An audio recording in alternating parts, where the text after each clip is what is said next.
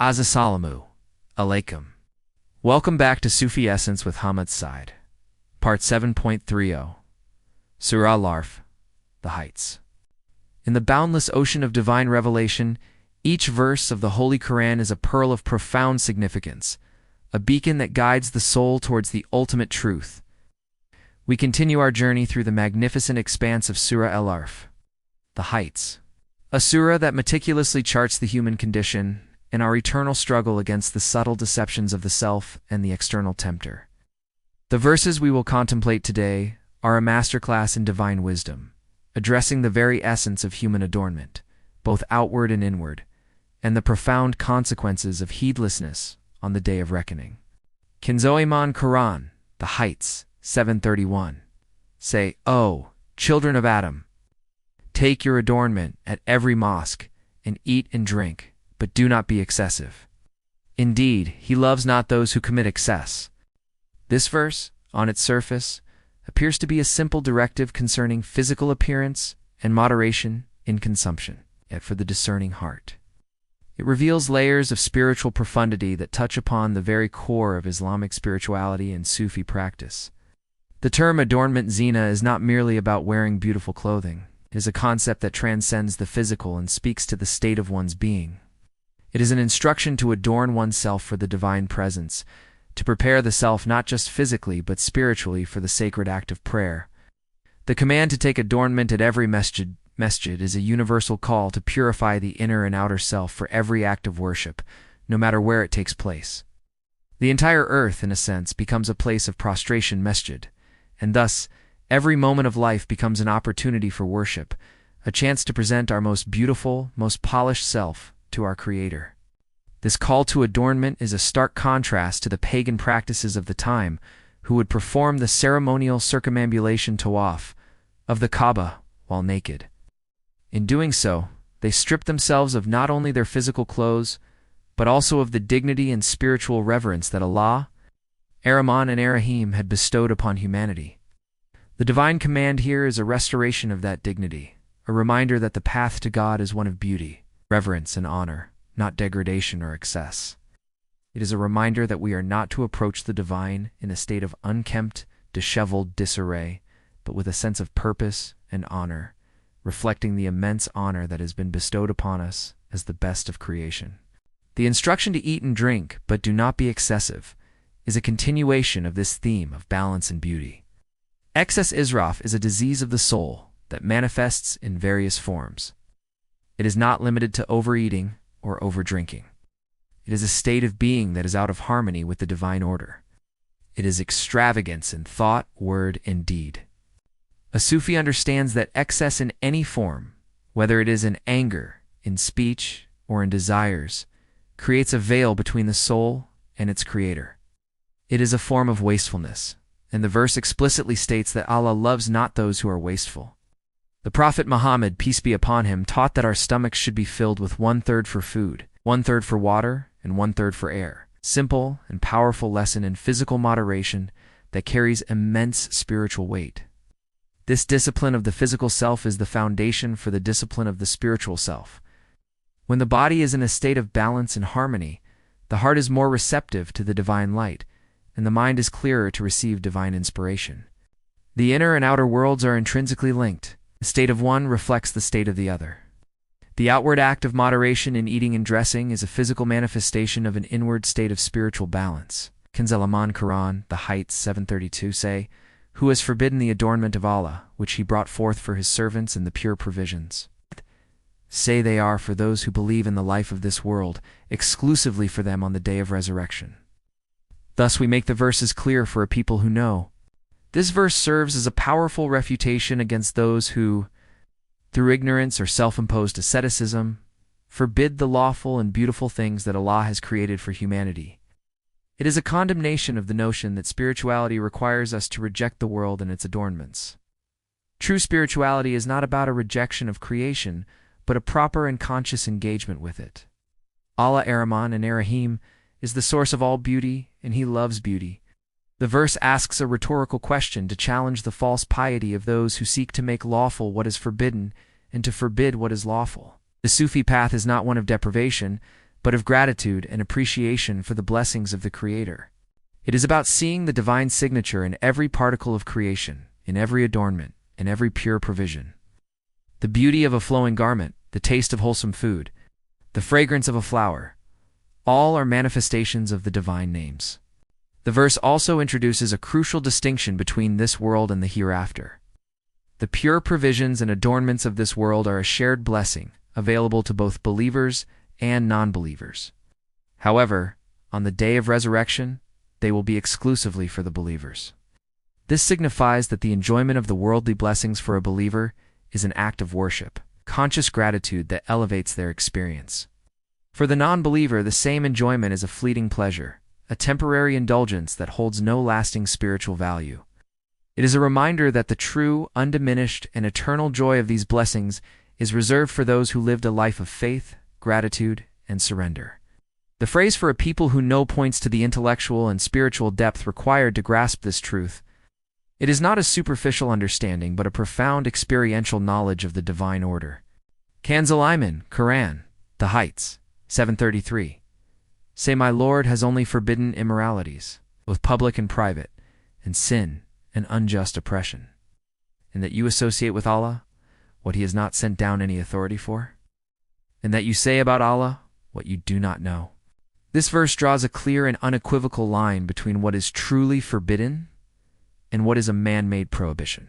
Allah does not forbid the beautiful, but He forbids the destructive. Forbidden are not the adornments of life, but the actions that corrupt the soul and society. The list of prohibitions is a powerful guide to spiritual and social purity. Immoralities, both public and private, refer to actions that degrade the human soul and violate its innate purity, whether they are performed openly or in secret. The emphasis on both public and private is a profound lesson in sincerity. True faith is not just about outward appearances and public deeds, but about the purity of the heart when no one is watching. The true Sufi is a man of inner integrity, whose private life is as pure as his public persona. Sin and unjust oppression are universal evils that disrupt the harmony of the universe. Sin is a rebellion against the divine order, a turning away from the source of all goodness.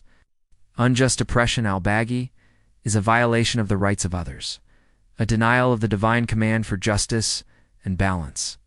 It is an act of aggression against the very fabric of creation. The most significant prohibition, however, is associating partners with Allah and saying about Allah what you do not know. These two are linked because the former is often a result of the latter. When a person attributes to Allah qualities or commands of which they have no knowledge, they are in essence creating a false deity or a false religion. This is the ultimate act of spiritual transgression.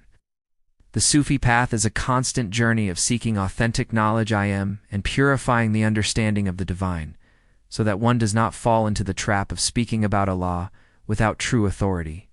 Kanz al-Iman, Quran, The Heights, 734. And for every nation there is a fixed term. So when their term comes, they cannot delay it for a single moment, nor can they advance it. This verse is a sobering reminder of the finite nature of worldly life and the inevitability of the divine decree. It speaks not only to the fate of nations, but also to the fate of every individual. Each soul has a fixed term, a predetermined expiration date that cannot be altered by a moment.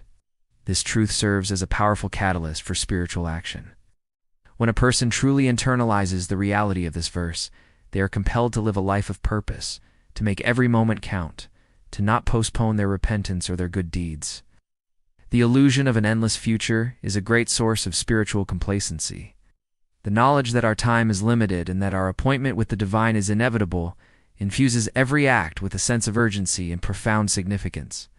The Sufi lives with the constant awareness of this final meeting, a meeting that will not be postponed. This awareness is not a source of fear, but a source of motivation, inspiring the heart to be in a constant state of remembrance and preparation. Kanz al-Iman, Quran, The Heights, 735, O children of Adam. If messengers come to you from among you, reciting my verses to you, then whoever fears Allah and mends his ways, there will be no fear upon them, nor will they grieve. This verse provides a clear path to salvation and peace. It states that the path to a life without fear or grief is to heed the warnings of the messengers of Allah, peace be upon them, and to act upon them. Fear and grief are two of the most debilitating emotions that afflict the human soul. They stem from a sense of loss and an anxiety about the future. By following the divine guidance, a person is freed from both. They no longer fear the unknown of the future because they have surrendered their destiny to the Creator, and they do not grieve over their past because their sins have been forgiven through sincere repentance and amending of their ways. The promise of no fear and no grief is the ultimate state of spiritual liberation, the state of a soul that is at peace with its Creator and with itself. This is the very essence of the Sufi path, a journey towards a state of perfect contentment and serenity. Kanz al-Iman, Quran, The Heights, 736. But those who deny our verses and are arrogant, toward them those are the companions of the fire. They will abide therein forever. The contrast between the saved and the damned is presented starkly in this verse. While the previous verse offered a path to peace, this one describes the path to eternal punishment. The two core elements of transgression are denial and arrogance. Denial is an intellectual rejection of the truth, a refusal to acknowledge the divine signs and verses. Arrogance, istakbara, is an emotional and spiritual rebellion, a state of mind where one believes they are superior and therefore above the commands of Allah.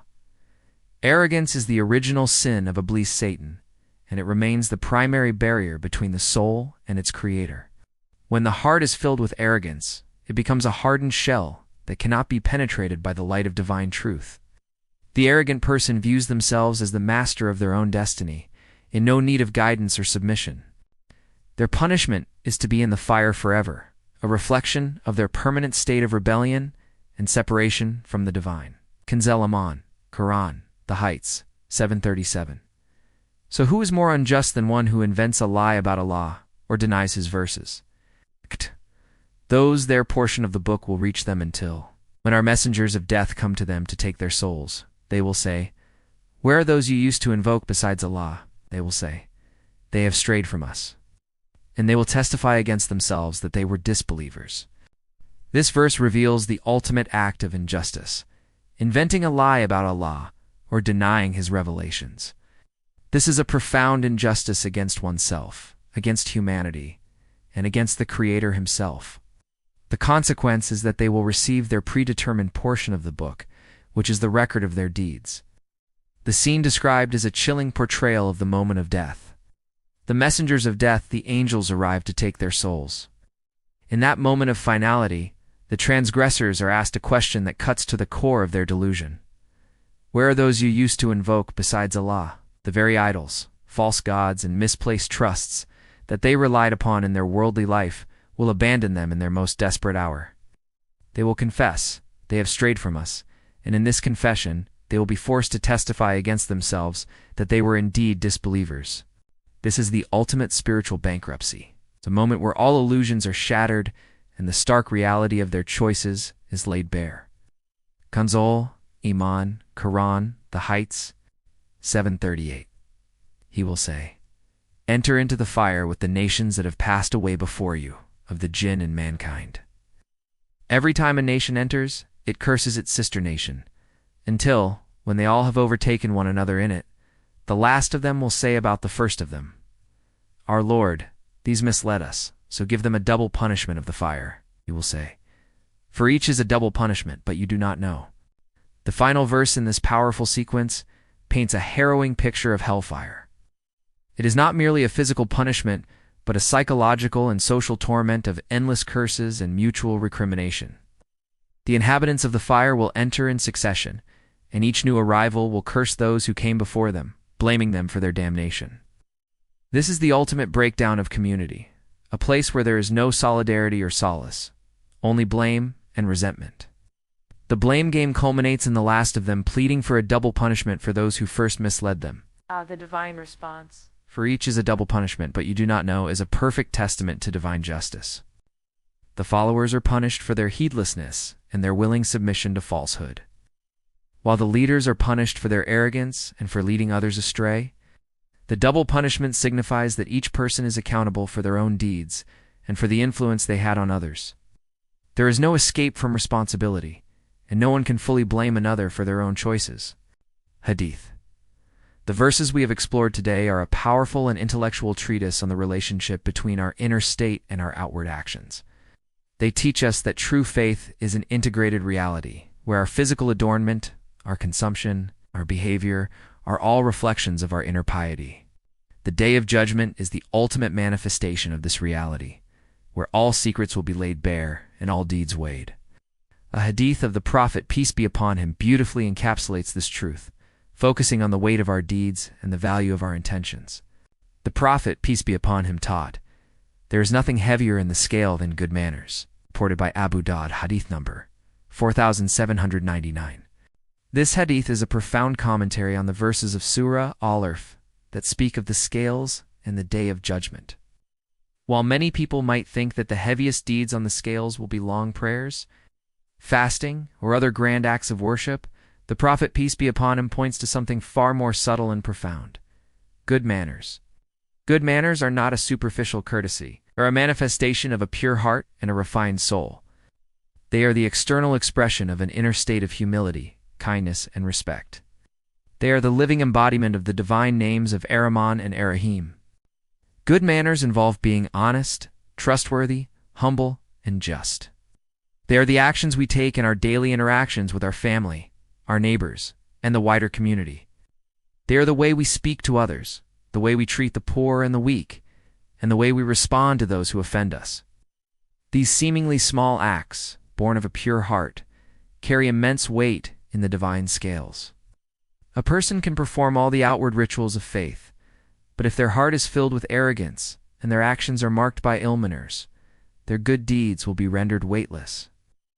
This hadith is a warning against hypocrisy and a powerful reminder that our faith is not just about our relationship with Allah, but also about our relationship with His creation. O Allah, Lord of all realms, who is the most merciful and most compassionate, purify our hearts from every form of polytheism, both hidden and manifest.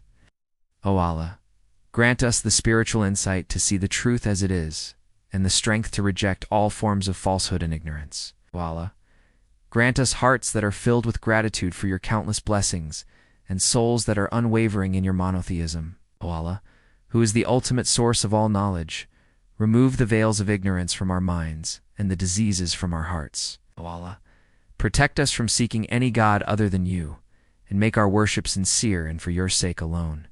May Allah illuminate your heart and mind with the light of this divine ilm. May He make your channel a beacon of guidance for all who seek spiritual clarity and truth.